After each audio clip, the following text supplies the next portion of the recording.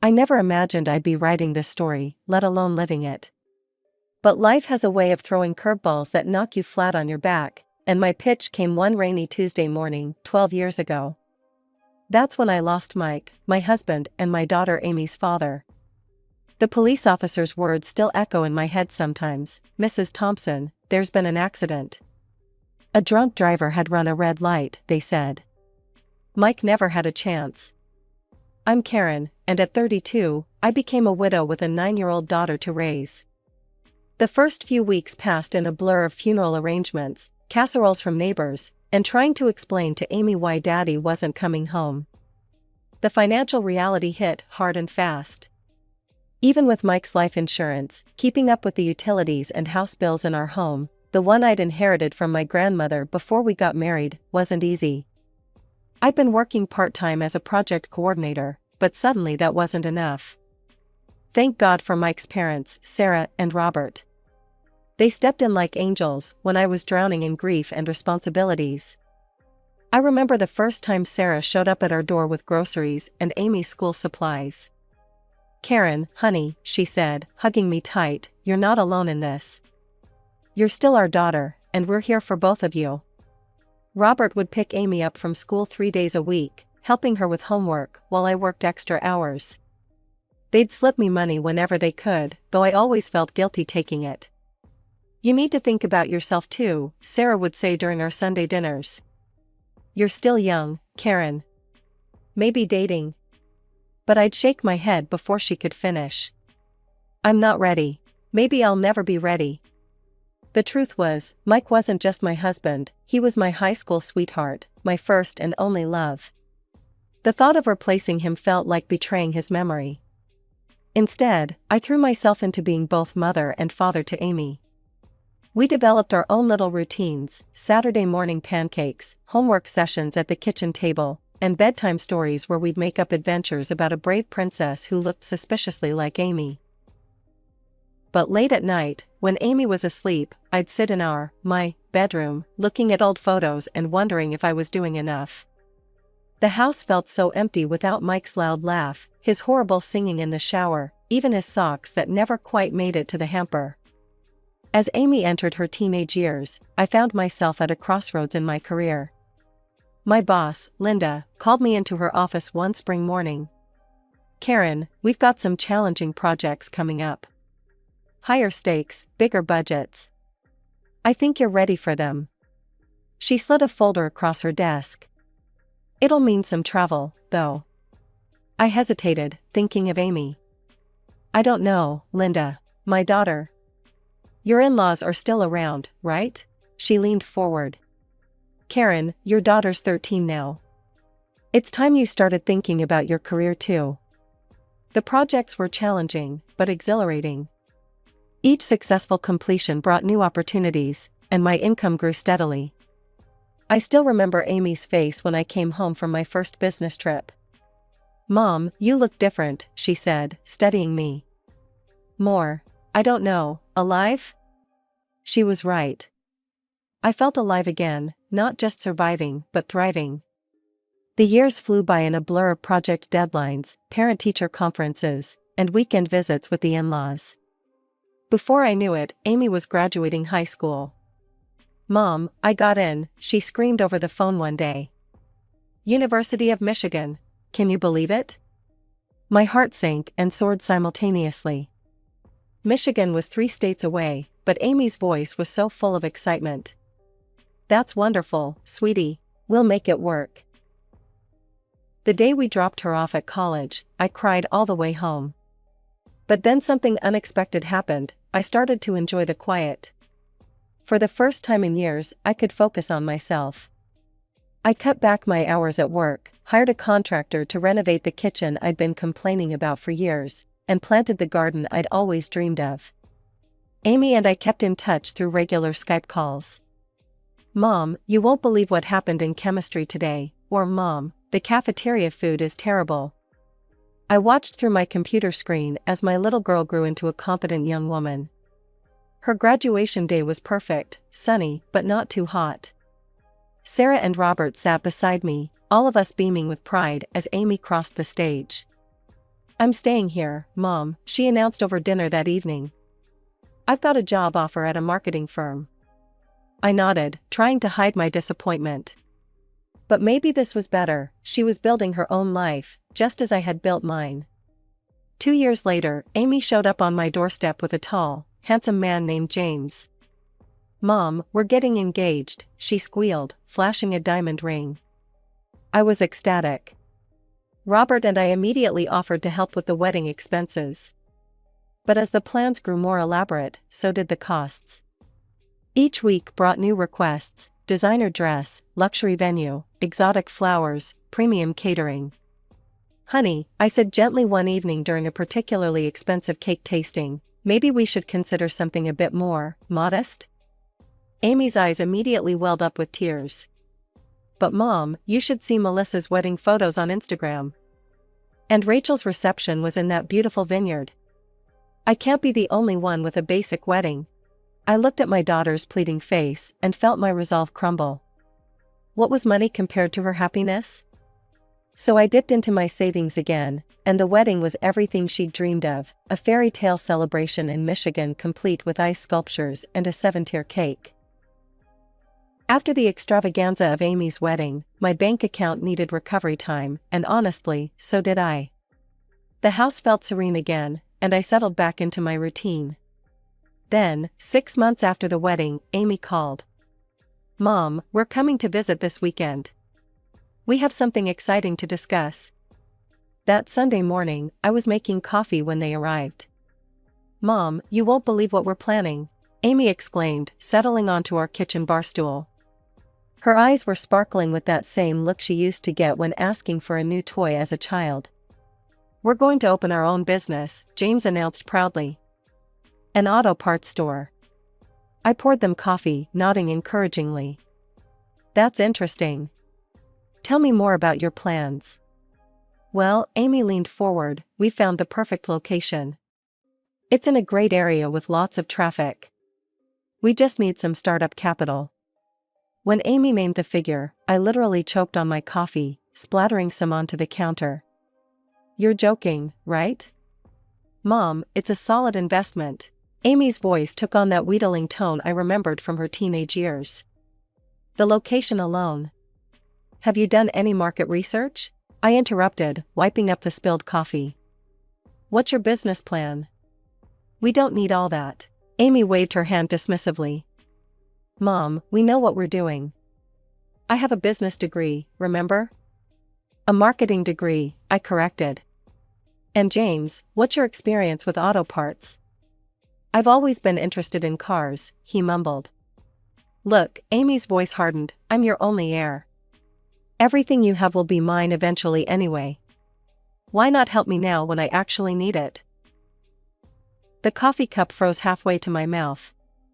I slowly set it down, feeling a cold anger I'd never experienced before with my daughter. First of all, I said carefully, measuring each word, being my heir doesn't entitle you to my money while I'm alive. Second, I haven't seen a single piece of paper showing me this is a viable business. No market analysis, no financial projections, nothing. Come on, James, Amy grabbed her purse. We're leaving. Obviously, Mom cares more about her money than her only daughter's happiness. They stormed out, the door slamming behind them. I sat there for a long time, staring at their untouched coffee cups. Weeks passed without a word from Amy. Then I saw it on Facebook, photos of a storefront with a grand opening banner. Dreams do come true, Amy's post read. So grateful we could secure a business loan to make this happen. Entrepreneurs, business owners. More posts followed, Amy behind the counter, James arranging displays, both of them smiling in front of fully stocked shelves. Then came the vacation photos, Amy and James on a Hawaiian beach, cocktails in hand. When hard work pays off. Business success, living our best life. Then the tone of the post started to change. The photos became less flashy, the captions less boastful.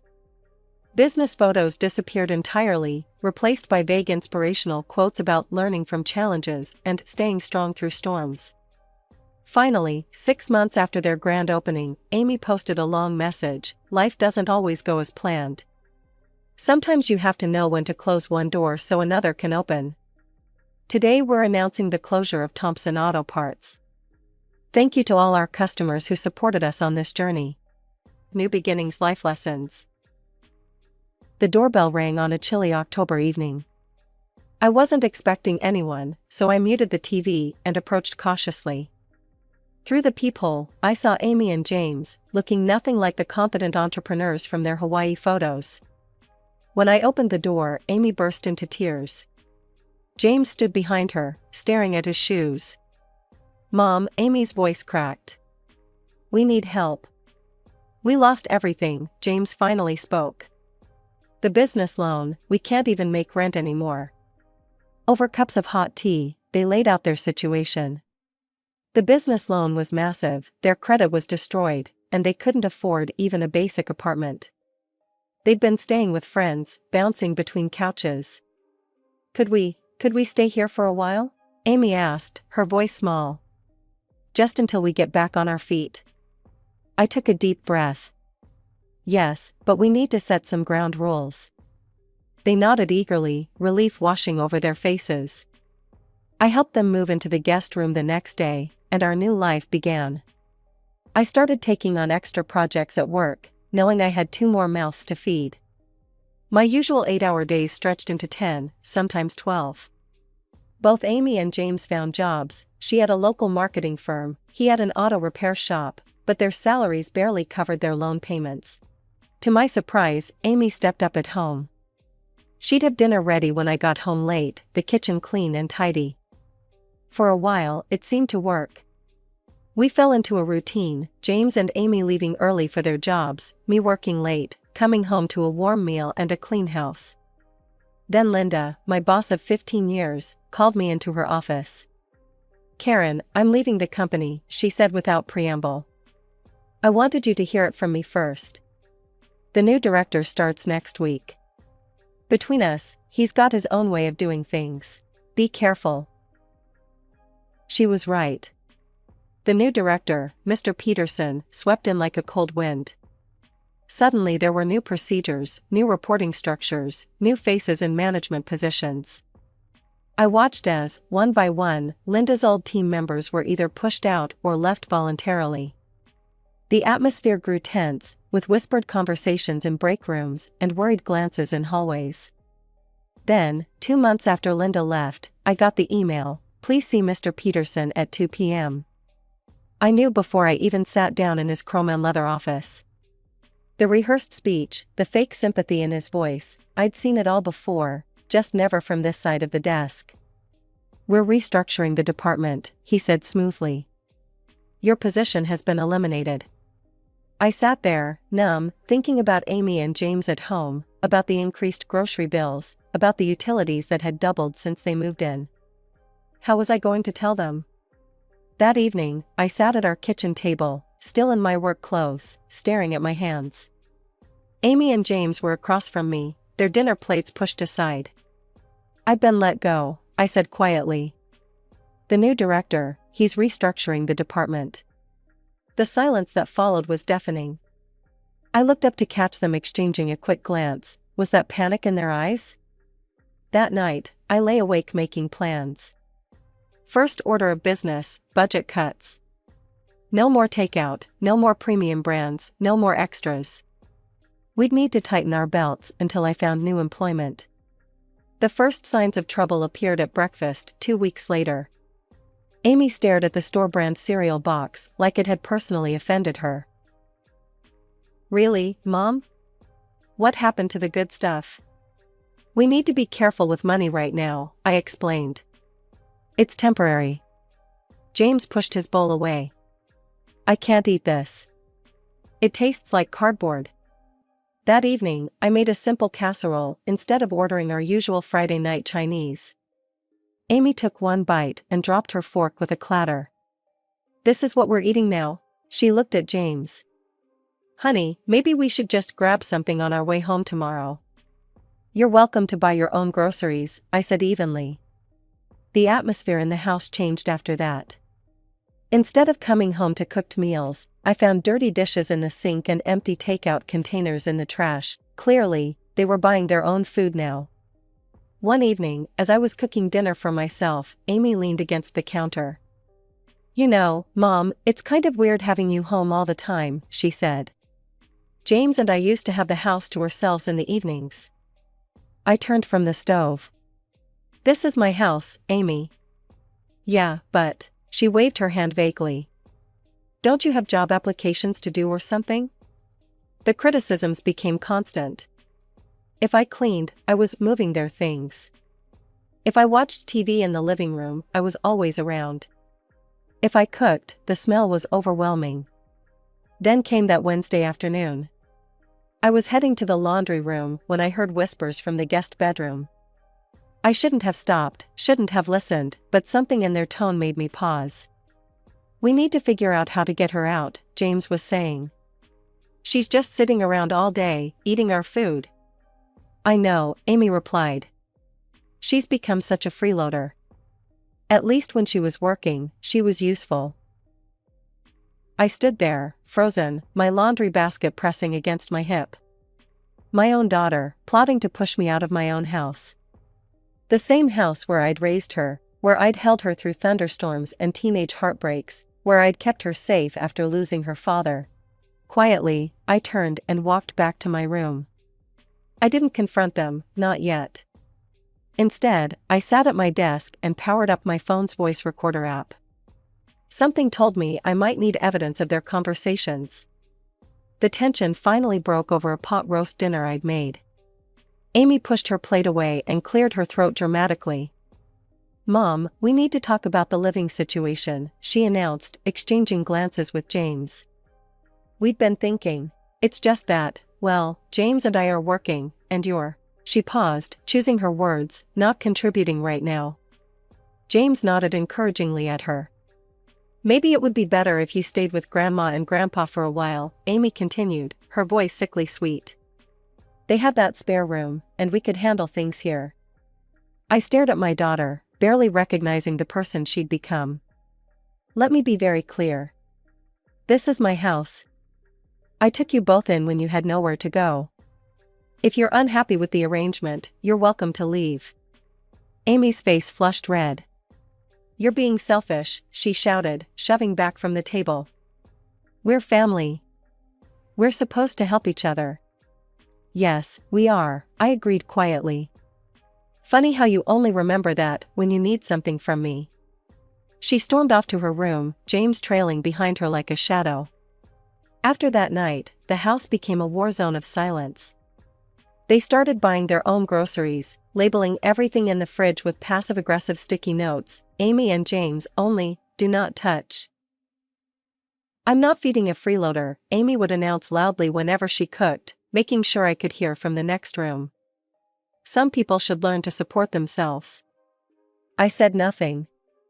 Instead, I kept my phone handy, recording their cruel comments and whispered plots. The evidence was building, though I wasn't sure yet what I'd do with it. Then, during one of my morning walks 2 weeks later, the only peace I found these days, my phone rang. It was Linda, my former boss. "Karen, got a minute? I've started my own consulting firm. Listen, I need a chief project manager, and you're the only person I trust for the job. Interested?" My heart skipped a beat. "What's the salary range?" When she named the figure, I had to sit down on a nearby bench. It was substantially more than my previous position. "We need someone to start immediately," Linda continued. "The office is all set up. Can you come by tomorrow morning?" "Yes," I said, without hesitation. "Yes, I can." I didn't breathe a word to Amy or James that evening. The next morning, I dressed carefully in my best suit and drove to the address Linda had given me. The office was beautiful, all glass and modern furnishings. Linda greeted me with a hug and showed me to my new office. My office. With a window view and my name on the door. "Welcome aboard," she smiled, handing me the contract. I signed immediately, my hand steady and sure. Driving home that afternoon, I felt lighter than I had in weeks. An hour later, I stood on my own front porch, key in hand, staring at the lock in disbelief. They'd actually changed the locks. My hand trembled as I knocked on the door. The door opened, and there they stood, Amy and James, blocking the entrance like bouncers at a club. "You're not welcome here anymore," Amy said coldly. "We've had enough of your freeloading." I felt like I'd been slapped. "Freeloading? In my own house?" "Your house?" James scoffed. "You don't contribute anything anymore. You just sit around all day while we work." "Amy," I said, trying to keep my voice steady, "have you forgotten that I took you in when your business failed? When you had nothing?" She shrugged, and the gesture was so dismissive it made my heart ache. "Yeah, well, that was different. You had money then, so you were worth respecting. Now?" She looked me up and down. "You're just taking up space." Before I could respond, Amy slammed the door in my face. I stood there, my hand still raised, as if frozen in time. 25 years of motherhood, of sacrifice, of love, and this was what it had come to. I pulled out my phone with shaking hands and dialed 911. The police arrived within minutes, 2 officers, one older with graying temples, one younger with kind eyes. I explained the situation, showing them the property documents I thankfully kept in my car. When they rang the doorbell, Amy answered with her sweet, innocent face, the one I'd seen her use countless times to get out of trouble. "Officers, there seems to be a misunderstanding," she began. "Step aside, ma'am," the older officer said firmly. "We need to let the legal owner enter her property." I walked in, my heels clicking on the hardwood floors my grandmother had loved so much. "This is ridiculous." Amy's voice rose. "I have rights. This was my father's house."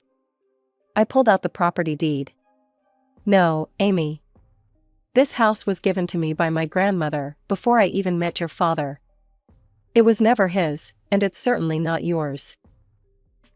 But, her face crumpled. "Where are we supposed to go? We have nowhere else." For a moment, I saw my little girl again, the one who'd come to me with scraped knees and broken toys, trusting me to fix everything. But then I remembered the recordings on my phone, the cruel words, the changed locks. "That's not my problem anymore," I said quietly. "You didn't care where I would go when you locked me out. Pack your things and leave." "Mom, please." Amy started crying, but I'd seen this performance before. "Officers," I turned to the police, "could you please ensure they leave the premises?" They nodded, and I stood in my living room, watching as Amy and James stuffed their belongings into suitcases, all while Amy alternated between crying and glaring at me. Finally, they were gone. I locked the door behind them, then immediately picked up my phone. "Hello, yes, I need a locksmith. Emergency service, please. I need all the locks changed tonight." As I waited for the locksmith, I walked through my house, straightening pictures, touching familiar surfaces. My house. My grandmother's house. The one thing I'd never let anyone take from me, not even my own daughter. Life settled into a new rhythm. My job at Linda's company was challenging and rewarding, and I threw myself into the work. Coming home to an empty house wasn't easy, but at least it was peaceful. Then Sarah called. "Karen?" Her voice sounded strained. "We need to talk. Amy and James showed up at our door last night. They're saying horrible things about you. That you cruelly threw them out, that you're selfish." I took a deep breath. "Sarah, there's something you need to hear." I played the recording over the phone. Amy and James's voices came through clearly. "Once your grandparents kick the bucket, we'll get their house too," James was saying. "I know," Amy replied. "They're getting so old now. Hopefully it won't take too long. That neighborhood's worth a fortune." The silence on the other end of the line was deafening. 2 days later, Sarah called back. Her voice was stronger this time. "We told them no," she said. "You should have seen Amy's face when we said we knew about their plans for our house. They left in quite a state." "Are you okay?" I asked. "We will be. Robert and we've been talking. we're updating our will. Everything's going to you, Karen. You've been more of a daughter to us than Amy's been a granddaughter. Months passed. I settled into my new position, even earned a company award for a particularly successful project. Then one day, a Facebook message popped up. Amy. Mom, I heard about your new job. Congratulations. Listen, James and I have been doing a lot of thinking. We realize we behaved terribly. We've changed, I promise. Could we come home? We'll be different this time.